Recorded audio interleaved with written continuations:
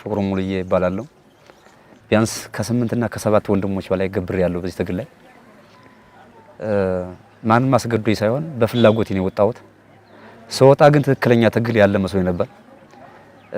እውነት ያዘለ ትግል መስሎኝ ነበር። ግን ከገባን በኋላ ይሄን ትግል ከጀመርነው በኋላ የአማራ ማህበረሰብ እንኳን ነፃ እናወጣው ቆርጦ በኢኮኖሚ እያደቀቅን በኢኮኖሚ እያዳከምነው ዛም አልፎ ደግሞ በድህነት አረንቋዬ ተዘፍቆ እየታየ ይገኛል ማለት ነው የአማራ ማህበረሰብ።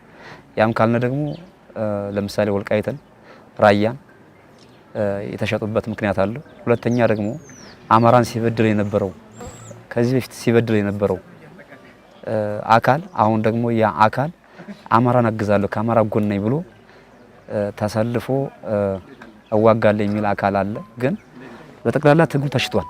ስለዚህ እኛ ወደዚህ ስንመጣ እጅ ሰተን ሳይሆን ስንወጣም በፍላጎት ነው የወጣ ነው ለመታገል። ስንመጣም በፍላጎት ነው የመጣ ነው።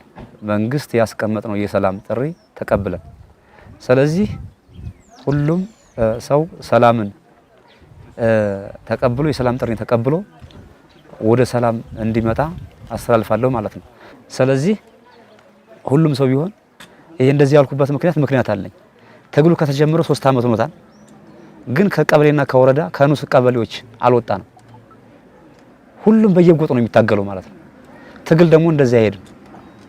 እኔ እውነት ትግል አለ ብዬ ወጥቻለሁ። እየታገልኩ ነው የነበረው። ሁለተኛ ደግሞ ትናንትና ኢትዮጵያ እንደ ኢትዮጵያ ስትደፈር በልጅነት እድሜ ወጥቼ 11 አመት አገልግያታለሁ ኢትዮጵያን ማለት ነው። ደምችላታለሁ፣ ቆስያላታለሁ። እዛም አልፎ ደግሞ በክብር ነው የወጣሁት። እዛ አልፎ ግን ያው አማራ ተበደለ ሲባል የመውጣት ሂደት ነበር። የበደልነው ግን እኛ ነን ማለት ነው። ስለዚህ ጦርነት ለማንም አይበጅም፣ ለማንም አይጠቅም።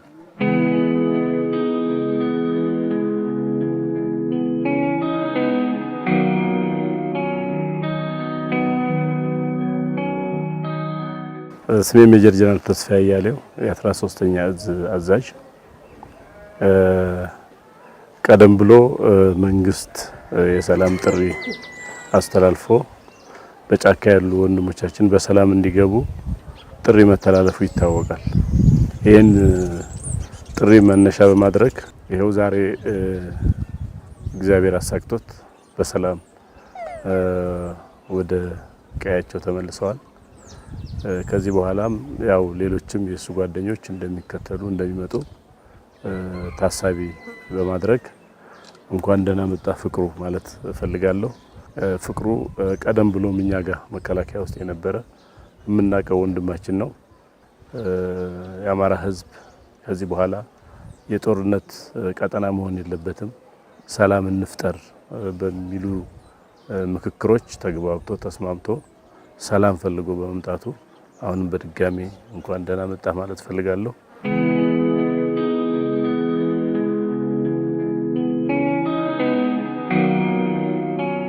ያ ወንድማገኝ እንደምታውቀው በጦርነት ውስጥ እጅ መስጠት፣ እጅ ማሰጠት፣ መክዳት፣ መከዳዳት፣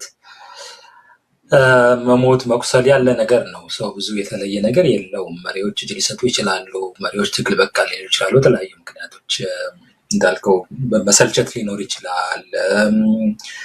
በትግሉ አለማመን ሊኖር ይችላል። በገንዘብ መገዛት ሊኖር ይችላል። የውስጥ አርበኛ ሆኖ ቆይቶ በኋላ ጊዜው ሲደርስ እጥፍ ማለት ሊኖር ይችላል። የምፈልገው ቦታ ወይም የስልጣን ቦታ አልተሰጠኝም በማለት መክዳት ሊኖር ይችላል። በቤተሰብ ማስፈራሪያ በምናምንም ትግል ትቶ መሄድ ሊኖር ይችላል። እነዚህ የተለመዱ የትግል ባህሪያት ናቸው እና አሁን የኮማንደር ፍቅሩ የተለየ ነገር የተለየ ሁኔታ የሚያስፈነጥስ ነው ብዬ አላምንም። ለምን? አንደኛ ኮማንደር ፍቅሩ ፋኖ አባል ነው። በፊት የመከላከያ ሰራዊት አባል የነበረ ነው። በስልጠና ውስጥ ተሳትፎ የነበረው ነው። ነገር ግን ከፍተኛ አመራር የነበረ ሰው አይደለም። ከፍተኛ አመራር እንደነበረ አድርገው የሚያቀርቡት ብልጽግናዎች ናቸው። በጀነራል ደረጃ በጀነራል ተስፋዬ ደረጃ በጣም ትልቅ አገሪቱ ጀነራል የሚባለው ሰውዬ ሄዶ ሲቀበለው በእኔ ግምገማ ምን ያህል ድል እንደናፈቃቸው የሚያሳይ ነው እንጂ ኮማንደሩ ይሄ አንድ ግለሰብ ነው። 3-4 ታጣቂዎች ጠባቂዎችን ነው ይዞ የመጣው። የነበረው ኃላፊነትም ውስን ነው። እንደተባለው የኮር አዛዥም አልነበረም። እኔ እንደምረዳው ከዚህ በፊት በተነሱ ውዝግቦች ኃላፊነቱ ገለል ተደርጎ የነበረ ሰው ነው።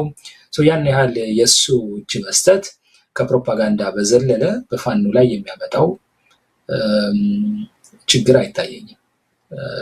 ግን ሁሉም ማወቅ ያለበት ቅድም እንዳልኩት እንዲህ አይነት ነገሮች የሚጠበቁ ናቸው። አንድ ድርጅት በአንድ ግለሰብ መሄድ የሚፈርስ ከሆነ ከመጀመሪያውም ያ ድርጅት አይደለም። አሁን ብልጽግናዎች እንደሚያደርጉት ፋኖ አለቀለት ምናምን የሚሉት ስለ ድርጅት የማያውቁ ሰዎች ናቸው፣ ወይም ተራ ፕሮፓጋንዳ ለመስራት የሚሞክሩ ናቸው።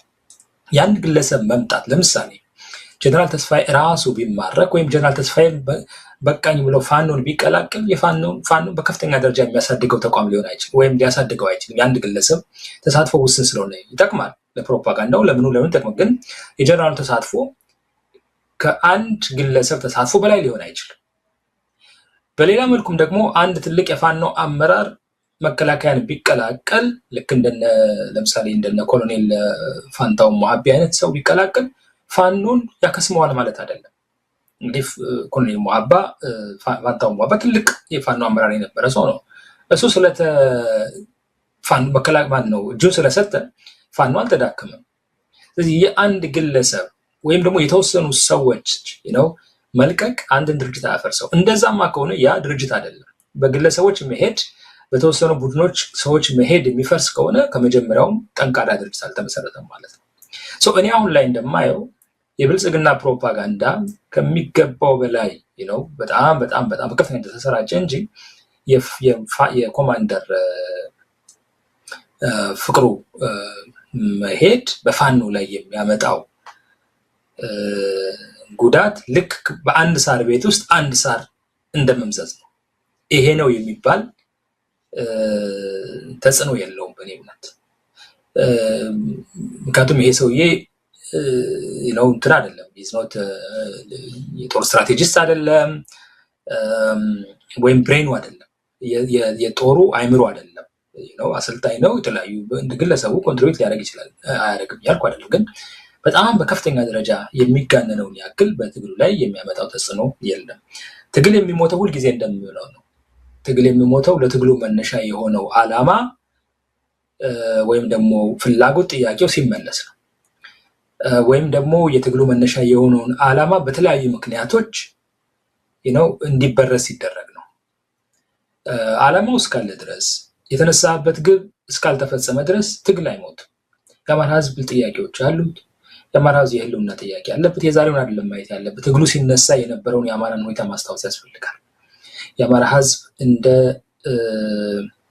ውሻ በየቦታው ሲሳደድ የነበረ ነው። ውሻ እንኳን አውሮፓ ውስጥ እንደዛ ነገር የለውም፣ እንደ ሀገራችን ውሻ ልበል። ምክንያቱም ውሻ ከሰው በላይ ክብር ያለው ነው እዚህ ሀገር እና ወይም ባልተናነሰ ሰው ከቦታ ቦታ የሚሳደድ ማህበረሰብ ነው። መርሳት የሌለብን በጣም ብዙ የህይወት ዋጋ የከፈለ ማህበረሰብ ነው። አሁን ለጊዜው የፋኖ እንቅስቃሴ ስጋት ላይ ስለተጣላቸው አንዳንድ ማሳደዶች የቀነሱ ቢመስሉም፣ በእርግጥ አልቀነሱም፣ ግን የቀነሱ ቢመስሉም ወይም በቅድም አርሲ ላይ ምናምን ላይ እንደምናየው በደንብ ጎልተው እንዳይሰሙ ቢደረግም ችግሩ ግን ከስር መሰረቱ ተፈቷል ማለት አይደለም። አደጋው ስቲል አለ። ስለዚህ ይህን አደጋ ለመቋቋም የተቋቋመው የህልውና ትግል ለማድረግ የተቋቋመው ፋኖ ነው። ይሄ ጥያቄ ተመልሶልኛል ብሎ በሚያምንበት ጊዜ ያን ጊዜ የሚያደርገው ትግል ይቆማል። እውነተኛ ትግል ያኔ ነው የሚቆመው። ኢቭን ፋኖ እንኳን በሆነ ተአምር ቢፈርስ የአማራ ህዝብ ትግሉን በትጥቅ ትግል እንኳን ባያደርግ በተለያዩ መንገዶች ማካሄዱን አያቆምም። ለምን? ጥያቄው አልተመለሰም። አሁን ብልጽግናዎችን እንደሚያስቡት በአንድ ግለሰብ መሄድ ፋኖ እንደሚፈርስ የሚያምኑ ከሆነ ስለ ድርጅት እውቀቱ የሌላቸው ወይም ስለ ድርጅት አጠቃላይ ሁኔታ የማያውቁ ናቸው ብዬ ነው በግሌ የማየው። እና ብዙ የሚያስጨፍር ነገር አይደለም ወንድማገኝ፣ ብዙ የሚያስፈነድቅ ነገር አይደለም። ጀስት አንድ ግለሰብ የሆነ ኃላፊነት የነበረው ግለሰብ ነው እጁን የሰጠው። ነገም ደግሞ ከመከላከያ ቀደም እንዳልከው እነዚህ የመከላከያ ወታደሮች እጃቸው ሰጥተዋል። ነገም ደግሞ ከመከላከያ ከፍተኛ የሆነ የሚባል መሪ ይመጣል።